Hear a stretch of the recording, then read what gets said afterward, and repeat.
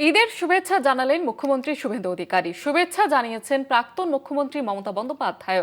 আজ ঈদ উপলক্ষে ইতিমধ্যে একাধিক জায়গায় একাধিক কর্মসূচি। অন্যদিকে মুখ্যমন্ত্রী শুভেন্দু অধিকারী তিনি কিন্তু শুভেচ্ছা জানালেন ঈদের জন্য, এবং তার পাশাপাশি প্রাক্তন মুখ্যমন্ত্রী মমতা বন্দ্যোপাধ্যায় তিনিও শুভেচ্ছা জানিয়েছেন ঈদের জন্য। আমাদের বিশেষ প্রতিনিধি দেবজ্যোতি ঘোষ রয়েছেন আমাদের সঙ্গে টেলিফোন লাইনে। দেবজ্যোতি, ঠিক কি জানিয়েছেন মুখ্যমন্ত্রী?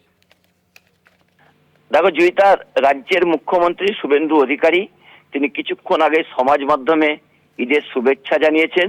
সমস্ত সংখ্যালঘু সম্প্রদায়ের ধর্মপ্রাণ মানুষকে তিনি সুখে সমৃদ্ধিতে থাকার বার্তা দিয়েছেন।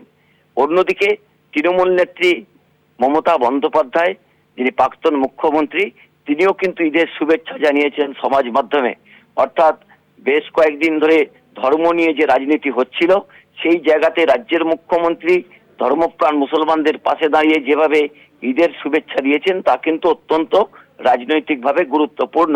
যেখানে তৃণমূল কংগ্রেস বারবার ভারতীয় জনতা পার্টিকে আক্রমণ করে, সেখানে শুভেন্দু অধিকারীর এই বার্তা অত্যন্ত গুরুত্বপূর্ণ। ইতিমধ্যেই কিন্তু রাজ্য জুড়ে একেবারে শৃঙ্খলার মধ্য দিয়ে ঈদ পালন হচ্ছে। সেই জায়গাতেও রাজ্যের মুখ্যমন্ত্রী তিনি ধর্মপ্রাণ মুসলমান সম্প্রদায়ের মানুষকেও ঈদের শুভেচ্ছা জানিয়েছেন, যা অত্যন্ত গুরুত্বপূর্ণ। কারণ ইতিমধ্যেই নামাজের স্থান পরিবর্তন হয়েছে বেশ কয়েক জায়গায়। সেখানে বিভিন্ন রাজনৈতিক দলের পক্ষ থেকে ভারতীয় জনতা পার্টির গায়ে যে সাম্প্রদায়িক তকমা লাগানোর চেষ্টা হচ্ছিল, সেই জায়গা থেকে আজকে শুভেন্দু অধিকারীর এই বক্তব্য অত্যন্ত গুরুত্বপূর্ণ।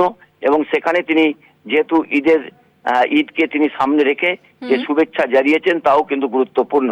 জয়িতা, একেবারে ধন্যবাদ জানাবো দেবজ্যোতি।